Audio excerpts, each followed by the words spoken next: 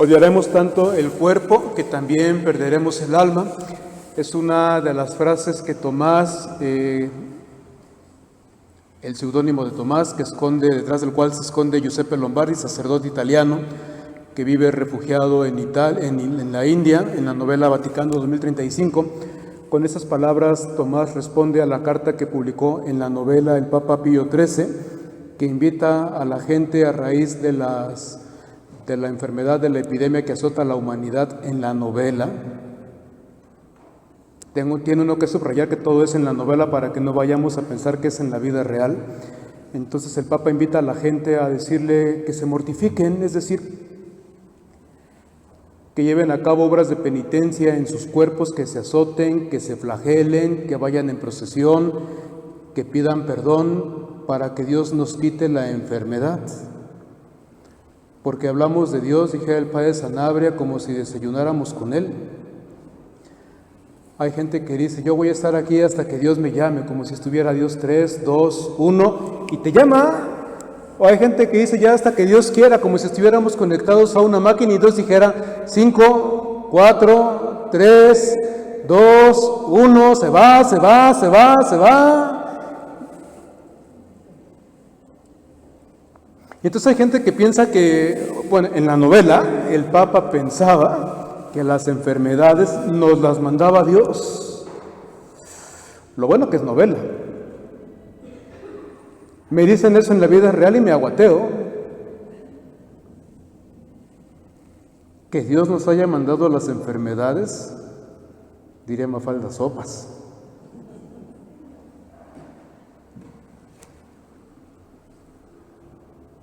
Que Dios quiera que nos castiguemos nuestros cuerpos.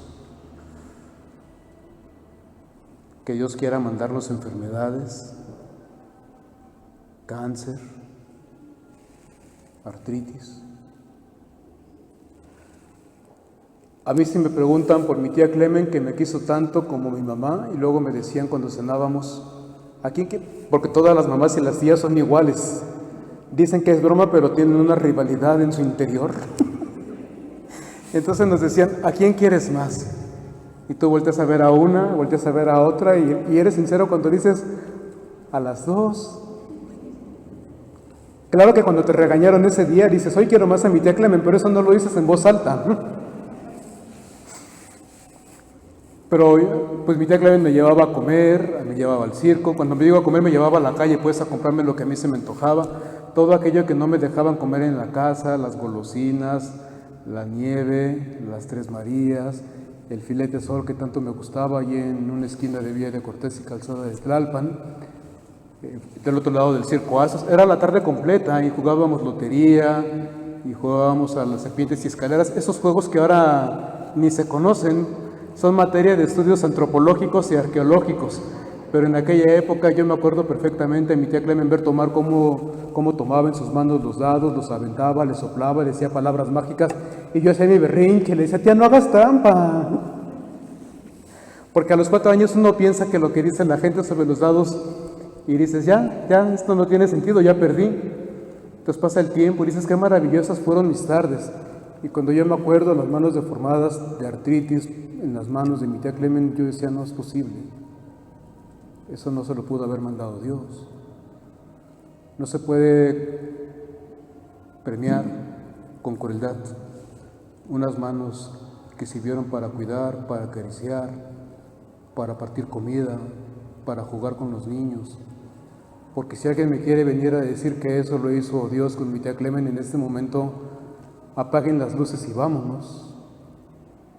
Ese Dios no merece nuestros sacrificios, ni merece nuestra vida, ni merece nuestras lágrimas, y mucho menos merece nuestras oraciones.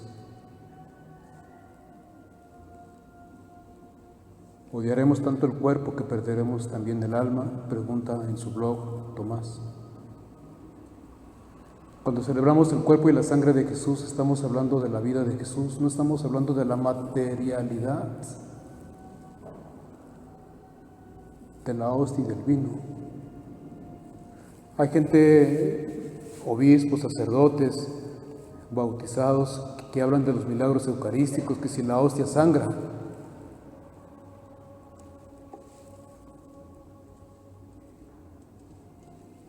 Eso sería canibalismo. Sería terrible. Va en contra del dogma de la Iglesia, además. Ningún milagro eucarístico está reconocido oficialmente, ni se reconocerá nunca, a menos que la Iglesia quiera pasar por encima de su tradición y del testimonio bíblico. Hay gente que dice en el momento de la consagración, se convierte la hostia en el cuerpo de Jesús. Pues no. De entrada, jamás en la vida el pan se convierte en el cuerpo, ni el vino se convierte nunca en la sangre. Uno se pone de rodillas frente a lo que no podemos comprender, y lo que no podemos comprender es cómo Dios, siendo Dios, se haya hecho hombre, y cómo el hombre en el que se encarnó Dios se haya hecho pan, porque es Jesús el que se hace pan. Y no es algo que ocurra matemáticamente, cronológicamente en el momento de la consagración. En ese momento nos ponemos de rodillas porque en ese momento se hace visible el misterio de Dios. Nosotros queremos ir más y más y más. Queremos más, queremos ser más, queremos tener más, poder más, saber más. Algunos locos queremos leer más. Todo es más.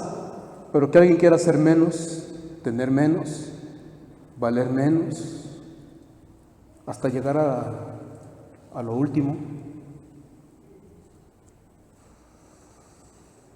¿Quién hace eso? Hay compañeros sacerdotes, por supuesto uno dice, omito nombres y lugares, que dicen, es que el Papa Francisco nos quiere tratar como si todos fuéramos religiosos. Eso de que yo sea el párroco hoy y mañana sea el vicario, eso no se vale. Yo no vine para ser menos. Y dice uno, ¿y este hombre dónde estudió? Si es sacerdote de Cristo, cree en el misterio de la Eucaristía, vino para partirse, para ser menos, para estar con los últimos, para renunciar a todo.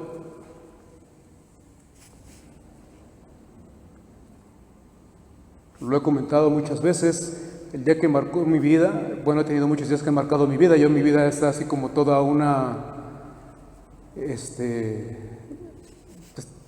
si mi vida, si las marcas de mi vida fueran tatuajes, ya no tendría yo un espacio sobre mi piel limpio. Pero una de las cosas que más me ha marcado es, y cuando me vean con mi tatuaje ni me vayan a hacer preguntas, no es la marca de la bestia. Pero una de las cosas que más me dejó marcado fue cuando fui a ungir a una mujer en la Sierra Mazateca y me hizo caminar varias horas bajo la lluvia y regresar. Y encontrarla tirada en la tierra y decir, si no fuera por la iglesia hay gente que se moriría sola. Hay gente que nunca le hubiera importado a nadie. Hay gente que nunca te hubiera tomado la mano para decirte en el último momento, cuando vas a dar el paso definitivo, ni lo das solo, ni vas a la nada, vuelves a casa. Volverás al corazón del que saliste. Celebrar el cuerpo y la sangre de Jesús es celebrar la vida de Jesús, el espíritu de Jesús, el alma de Jesús, el sentido de la vida que encontró Dios en Jesús para la humanidad. Y si nosotros que comemos el cuerpo y bebemos de la sangre del Señor no lo hacemos, ¿para qué servimos? A comulgar y no vivir como Jesús no tiene sentido. Eso es comer hostias, pero no es entrar en comunión con Dios. Y puede uno venir a misa y abrir la boca y masticar las hostias consagradas o tenerlas aquí pegadas al paladar, porque además ya hay mucha gente que no quiere masticar la hostia porque dicen que van a fracturar el hueso sacro de Jesús y bendita sea la hora. Y dice uno, pero hombre, pues si no somos caníbales, Dios no quiso quedarse en mus de mango. Dice uno de nuestros padres, la Eucaristía nos implica doble acto de fe. Primero tenemos que creer que la hostia que nos dan es pan. Uno dice pan y no piensas en la hostia, piensas en semita, en cuernitos, en conchas, en bolillos, en virotes, en cosas que te nutren. Y además dices, me da hambre.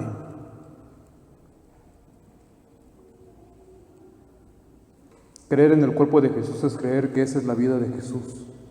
Creer que en la Eucaristía está presente y vivo Jesús significa que ahí está el sentido de la vida que Dios nos ofrece y con el cual se hace presente en medio de nosotros.